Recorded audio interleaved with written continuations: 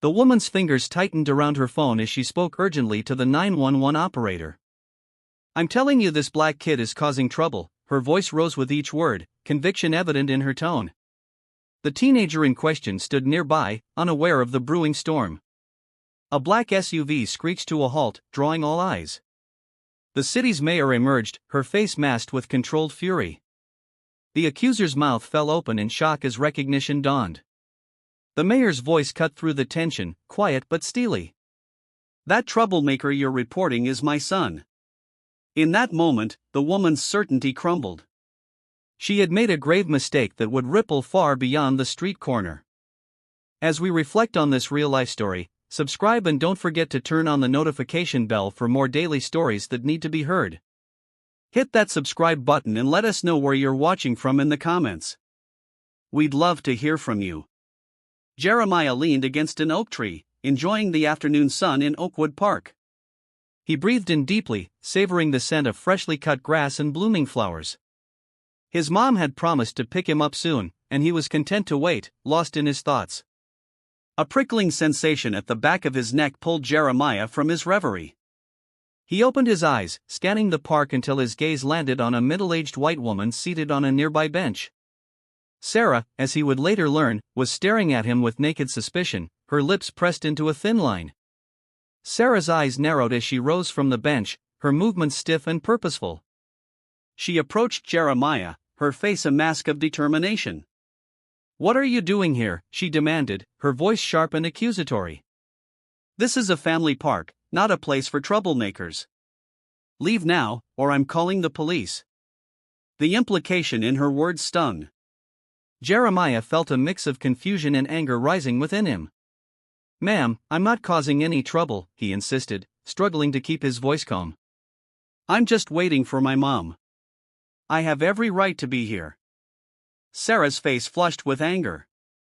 She reached into her purse, pulling out her phone with trembling fingers.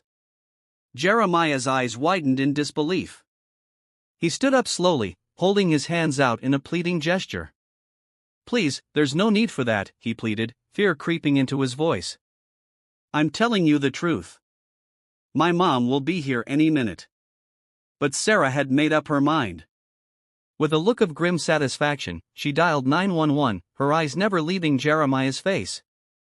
"Hello, yes, I need to report a suspicious teenager in Oakwood Park," she said into the phone, her voice carrying clearly in the quiet afternoon air. Jeremiah stood rooted to the spot, a cold wave of dread washing over him as Sarah continued to speak to the dispatcher, painting him as a threat. Jeremiah felt a profound sense of injustice settle in his chest. He was being criminalized for simply existing in a public space, his presence deemed suspicious solely because of the color of his skin. The reality of the situation hit him hard. In a matter of minutes, police would arrive, and Jeremiah knew all too well how quickly such encounters could turn dangerous for young black men like himself. He prayed his mother would arrive soon, even as he steeled himself for what was to come. As the screech of tires pierced the air, two police cruisers rolled to a stop, their lights painting the park in alternating flashes of red and blue. Jeremiah's heart pounded, a chill running down his spine as he watched the officers approach. He'd seen countless videos of similar encounters gone wrong, and now he found himself at the center of one. The officers walked toward them with measured steps, their eyes scanning the scene. Jeremiah stood perfectly still, his hands visible at his sides, remembering his mother's lessons on police interactions. "What's the problem here?" the taller officer asked, his gaze shifting between Jeremiah and Sarah. Sarah stepped forward, her words tumbling out. "This young man has been loitering for hours. He refused to leave when I asked. I'm concerned about the family's safety." Jeremiah felt a surge of frustration at Sarah's distorted version. He opened his mouth to speak, but the second officer cut him off. "We'll get to you in a moment, son," he said, his tone making it clear that Jeremiah's side was secondary. The officers questioned Sarah, nodding as she embellished her account. With each passing moment, Jeremiah could feel the situation slipping away from him. When they finally turned to him, their expressions were guarded. "All right, young man," the first officer said. "Explain yourself. What are you doing here?" Jeremiah took a deep breath. I was just waiting for my mom to pick me up, he explained, fighting to keep his voice steady. I come here often. I wasn't bothering anyone. The officers exchanged a glance. Do you have any ID? The second officer asked, his hand resting on his belt. No, sir, Jeremiah replied, aware of how this would sound. I'm only 14. I don't have a driver's license. As the questioning continued, Jeremiah struggled to articulate his side. The officer's skeptical tone and rapid-fire questions left him feeling overwhelmed. He sensed the situation escalating, the officer's posture becoming more rigid. A small crowd had gathered, several onlookers recording with their phones. Jeremiah's anxiety grew, knowing this humiliating moment could end up on social media. Just as the situation seemed poised to worsen, the low rumble of an approaching vehicle caught everyone's attention. A sleek black SUV pulled up to the park entrance. The officer's demeanor shifted instantly as the driver's door opened, their eyes widening in recognition. And Jeremiah felt relief wash over him. He knew his mother had arrived. Mayor Angela Thompson stepped out of the SUV, her presence commanding immediate attention. Jeremiah saw the officers straighten. Sarah's mouth fell open in shock, the realization of her mistake dawning on her face. The tension in the air crackled as everyone understood that this confrontation was about to take an unexpected turn. Mayor Angela Thompson emerged from the SUV, her presence immediately commanding attention. The park fell silent as she approached the gathering, her eyes fixed on her son. Jeremiah's shoulders sagged with relief, but the tension in his mother's jaw told him this was far from over. What's going on here? Mayor Thompson's voice cut through the silence, each word crisp and measured. The officers snapped to attention, their earlier confidence evaporating. Sarah's accusatory demeanor crumbled under the mayor's steely gaze. Mayor Thompson surveyed the scene, taking in the police cruisers, the crowd, and her son's rigid posture. I'd like an explanation, she said. Why are my officers questioning my son in a public park? The taller officer cleared his throat, his authority replaced with hesitation. Ma'am, we received a call about a suspicious individual. Suspicious? Mayor Thompson interrupted, her eyebrow arching. What made my son suspicious? Sarah stepped forward, her voice trembling. He was just hanging around for hours. I thought. You thought what, exactly? Mayor Thompson's voice was quiet but sharp. That a black teenager in a public park must be up to no good? Sarah's face flushed, her certainty dissolving. The mayor turned back to the officers, her expression a mixture of disappointment and determination. Gentlemen, this situation highlights a critical issue. Did you consider the possibility of bias in the call? Did you approach my son with the same presumption of innocence you'd give any other citizen? Mayor Thompson placed a protective hand on Jeremiah's shoulder, her voice softening. Are you all right, sweetheart? Jeremiah nodded, the knot in his chest finally loosening.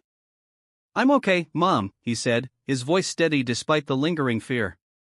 Mayor Thompson addressed the group, her expression resolute. This incident underscores the need for comprehensive anti-bias training in our police force and community. No child should feel criminalized for existing in public spaces. She fixed Sarah with a stern look. I hope this serves as a wake-up call. Your unfounded suspicions could have had serious consequences.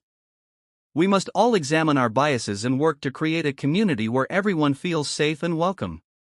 As the mayor's words sank in, the officers visibly stepped back from Jeremiah. Sarah mumbled an apology, unable to meet anyone's eyes. Mayor Thompson addressed the crowd. Let this be a lesson.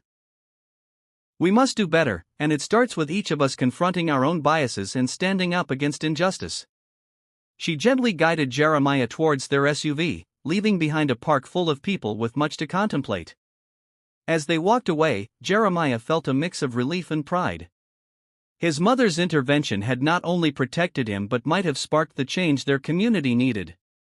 The incident in the park had concluded, but its impact reverberated through the community. Mayor Angela Thompson knew this moment could either deepen divisions or spark meaningful change. With Jeremiah at her side, she stepped forward to address the growing crowd.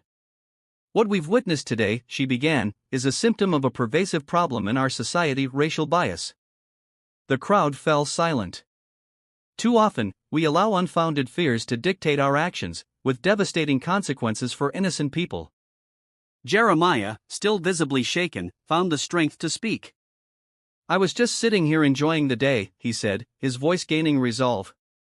"In minutes, I went from feeling safe to feeling like a criminal. It's not right." The rawness of Jeremiah's words resonated with many in the crowd. Murmurs of agreement rippled through the gathered onlookers. Sarah, the woman who had called the police, stepped forward, her face flushed with embarrassment. "I didn't mean any harm. I was just trying to keep the park safe." "The point," Mayor Thompson replied, "is that it shouldn't matter whose son he is. Every person deserves to exist in public spaces without being criminalized." She turned back to the crowd. "This incident has made it clear that we need to do more. Today, I'm announcing the implementation of comprehensive anti-bias training for our police force and city employees." The announcement elicited mixed reactions. A man near the front called out, "How will this training actually change things?" Mayor Thompson acknowledged the question. "Anti-bias training isn't a magic solution, but it's a crucial first step in raising awareness and providing our public servants with tools to recognize and counteract their own biases. This incident will serve as a real-world example of how quickly assumptions can escalate into dangerous situations." As the crowd continued to debate, Mayor Thompson turned to Jeremiah. In a quiet moment, she pulled him into a gentle hug. "I'm so proud of you," she whispered. "You handled this with more grace than anyone should have." Jeremiah leaned into his mother's embrace. "Do you think things can change?" "Change is never easy," she said, "but moments like these can be the spark that ignites real progress. We just have to be brave enough to keep the conversation going." As they made their way back to the SUV, it was clear that the day's events had struck a chord. The incident forced the community to confront the reality of racial profiling and sparked discussions that echoed through City Hall, police precincts, and dinner tables. In the days that followed, conversations spread across the city. People grappled with uncomfortable truths about their own biases, re-examining interactions they had once dismissed as harmless. The local newspaper explored the roots of racial profiling, while community leaders organized town halls to address the issue. Jeremiah, still processing the weight of his experience, found an unexpected ally in his school's debate club.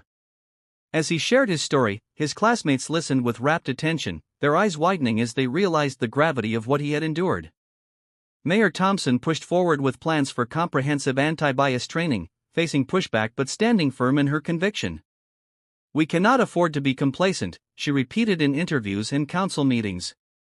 "Every unjust interaction chips away at the foundation of trust our community is built upon." As weeks passed, small changes began to take root. Police officers engaged in more community outreach programs, fostering dialogue and understanding. Local businesses displayed signs of inclusivity, and a new mural bloomed in Oakwood Park celebrating the city's diversity.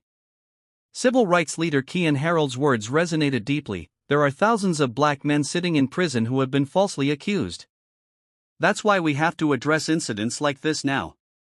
The incident in Oakwood Park became a wake-up call, challenging the community to examine its biases and actively work toward creating a more just society. Jeremiah reflected on how a simple afternoon at the park had turned into a moment of reckoning. He vowed to use his voice and his story to advocate for change, knowing that silence was no longer an option. Mayor Thompson continued to lead by example, her resolve inspiring others to join the fight against prejudice. "Our actions in the face of injustice define the world we live in," she said. "And we must be relentless in our pursuit of equity." The path forward wasn't easy, but it was necessary. The community's journey had only begun, but with each step, they moved closer to building a future where everyone could feel safe and valued. As the sun dipped below the horizon, casting long shadows across Oakwood Park, the impact of that fateful afternoon continued to ripple through the community. Mayor Thompson's words lingered in the minds of those who had witnessed the confrontation, exposing raw truths about racial tension.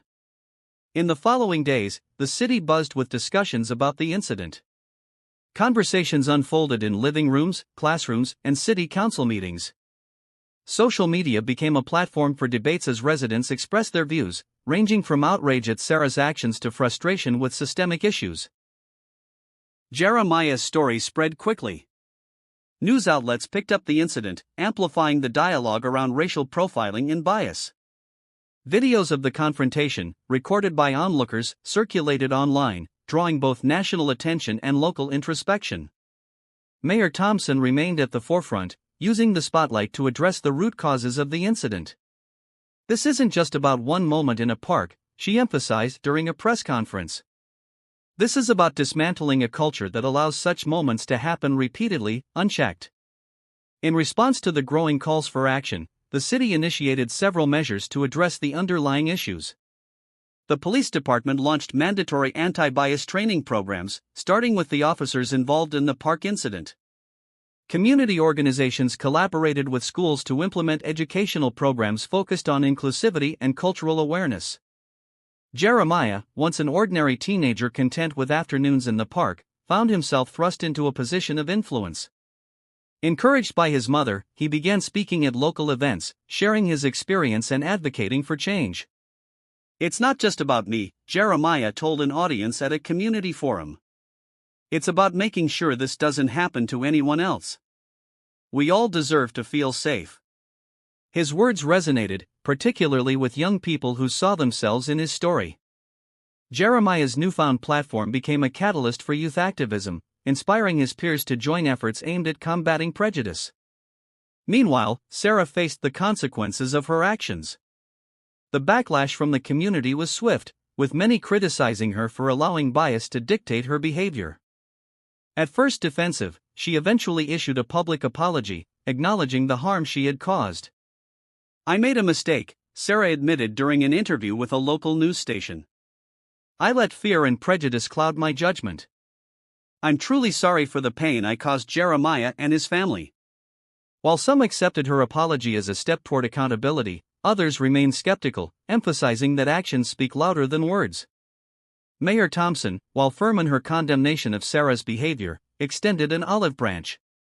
"Acknowledging bias is the first step," she said. "But true growth comes from committing to change. This community will hold you accountable to that."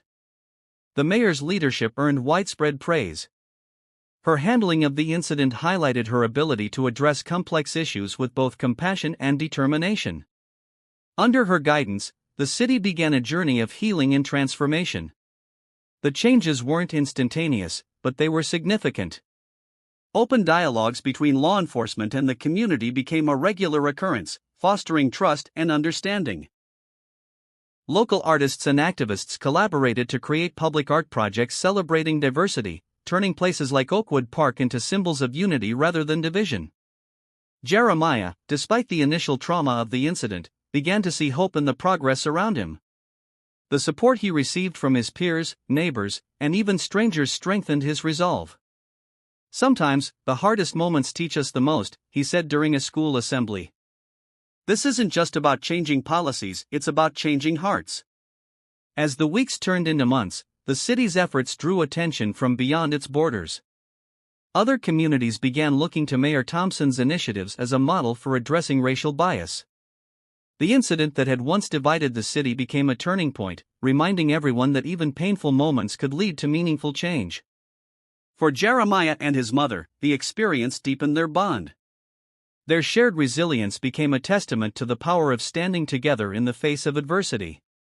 "I'm proud of you," Mayor Thompson often told Jeremiah. "You turned a moment of injustice into a movement for progress."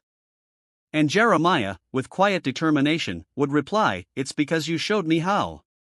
The lessons learned in Oakwood Park echoed far beyond its boundaries, reminding everyone who heard the story of the importance of courage, empathy, and the unrelenting pursuit of justice. The incident in Oakwood Park did more than just spark local conversations, it became a symbol of the larger fight against systemic prejudice. As Mayor Angela Thompson continued to advocate for change, her unwavering commitment inspired other leaders to re-evaluate their own policies. Cities across the country began implementing programs modeled after her comprehensive anti-bias training initiative. Meanwhile, Jeremiah's journey took an unexpected turn. His story, though deeply personal, resonated with people across diverse backgrounds, leading to invitations to speak at national conferences and panels. Despite being only 14, he handled the spotlight with maturity beyond his years, always returning to one central message: everyone deserves dignity, no matter what they look like or where they come from. Jeremiah's school community rallied behind him as well. Teachers incorporated discussions about equity and racial justice into their curriculum, using the Oakwood Park incident as a case study. His classmates began organizing awareness campaigns, turning what could have been a moment of despair into a movement for change. Sarah, the woman who had sparked the incident, chose to participate in some of these discussions. She volunteered to join a community workshop on implicit bias, sharing her experience as an example of how deeply ingrained prejudices can distort perceptions. Her presence was met with mixed reactions, but her willingness to learn and grow began to shift opinions over time. "I can't undo what I did," Sarah said during one workshop, her voice steady but filled with remorse. "But I can use my mistake as a lesson to myself and others that we must always question our assumptions." This shift in Sarah's perspective reflected a broader change within the city. Once dismissive attitudes toward bias were replaced with a growing understanding of its harmful effects. Schools, businesses, and even churches began to adopt anti-racism training, fostering a culture of accountability and inclusivity. Mayor Thompson also worked closely with the police department to reform their practices. Regular town halls between officers and community members created spaces for open dialogue, allowing both sides to voice concerns and build trust. Officers underwent not only anti-bias training but also de-escalation techniques aimed at reducing the potential for conflict. These measures were met with varying degrees of acceptance. Some officers initially resisted the changes, viewing them as unnecessary or accusatory. However, over time, many began to see the value in understanding and addressing their own biases. "We're not perfect," one officer admitted during a public forum. "But incidents like what happened in Oakwood Park remind us why we need to do better for everyone's sake." The city's transformation didn't go unnoticed.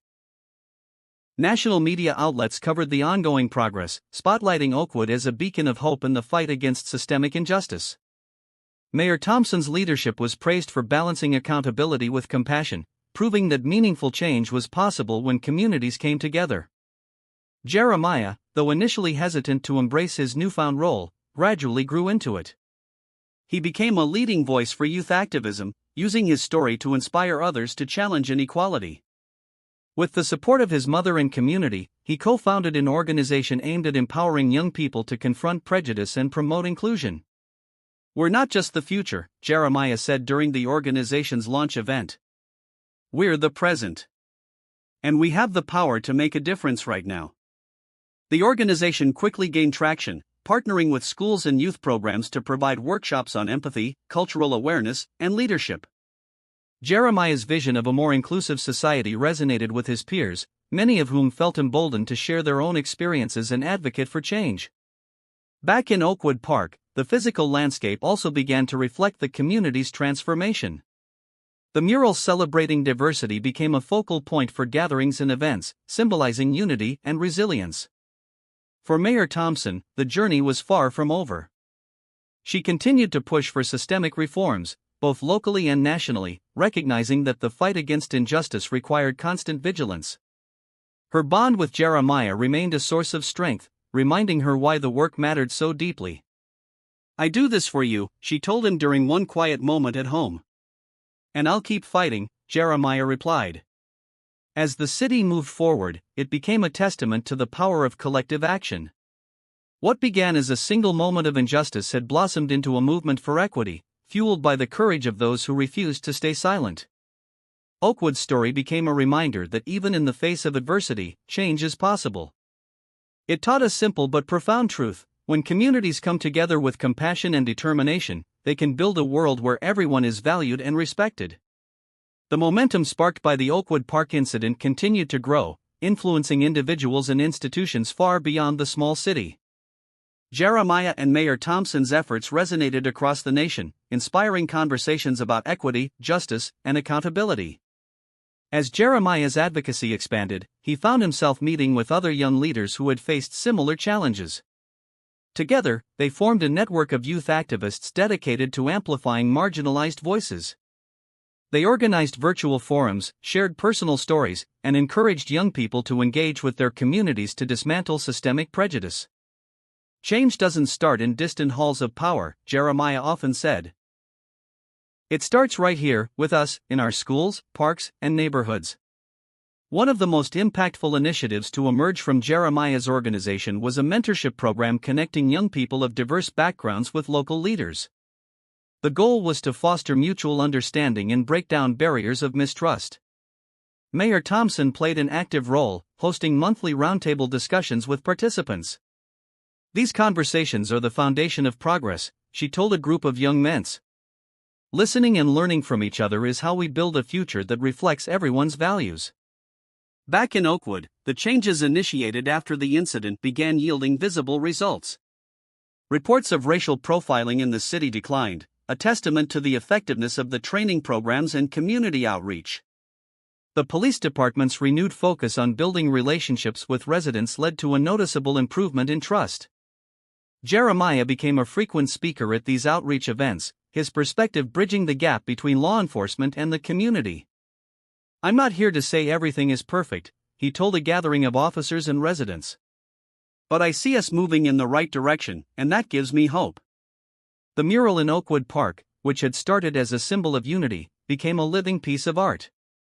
Community members added to it over time, incorporating messages of hope, solidarity, and justice. The once divisive space was transformed into a place of connection and celebration.